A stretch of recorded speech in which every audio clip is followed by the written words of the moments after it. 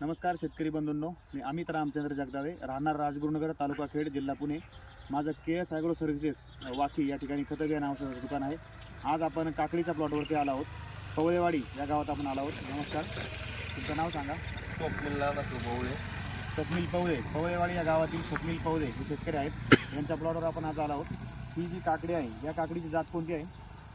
ही आकांक्षा म्हणून लागवड केली. आकांक्षा, नेत्रा कंपनीची आकांक्षा म्हणून काकडी आहे. आणि ह्या काकडीला आपण काय काय सोडलं होतं सुरुवातीपासून? सुरुवातीला आपण ह्युमिक ऍसिड आणि बुरशीनाशक पावडर ड्रिपद्वारे सोडली आणि नंतर ना आपण एक 8 दिवसाचा कालावधी जाऊन सुपरियन म्हणून एक आपलं हे सुपरेन ॲग्रिसॉल कंपनीचं सुपरेन सोडलं होतं, ते सोडलं होतं. हां. आणि नंतर ना एक वरून आपण फवारणी केली. घेतली होती. फवारणी एवढ्या कडाक्याच्या थंडीमध्ये तुम्हाला उगवण कशी वाटली?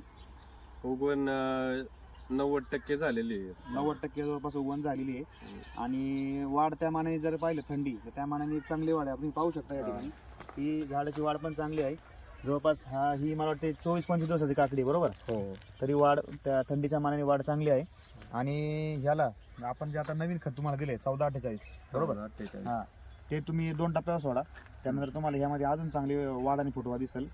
तरी एकंदरीत जे आपण तुम्हाला ट्रीटमेंट देतोय त्याबद्दल तुम्ही समाधानी आहात का? हो, आहे समाधान. आहे ना.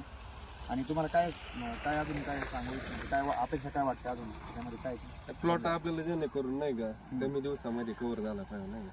बरोबर. जास्त दिवस घेतले नाही पाहिजे प्लॉटने पुढे आपल्याला. यासाठी आपल्याला दर 8 दिवसाला या प्लॉटला खत द्यावं लागेल. पाण्यातलं खत, ड्रिपची खतं जी ऑक्साईड फॉर्ममधली असतात, जी लवकर लागू पडतात. तर ही खतं 8 दिवसाला जर आपण थोडं काय होईना 1 किलो जरी दिलं तरी या ठिकाणी प्लॉट तुमचा चांगला उचलेल आणि वाढ पण चांगली होईल. आणि जे काकडी उशिरा करतात नंतर त्याआधी आपल्याला बाजारभाव चांगला मिळेल. आणि जे काही आजार असतील, कीड असेल, याचं आपण संपूर्ण नियोजन आपण व्यवस्थितपणे पार पाडू. चालेल. ओके, धन्यवाद.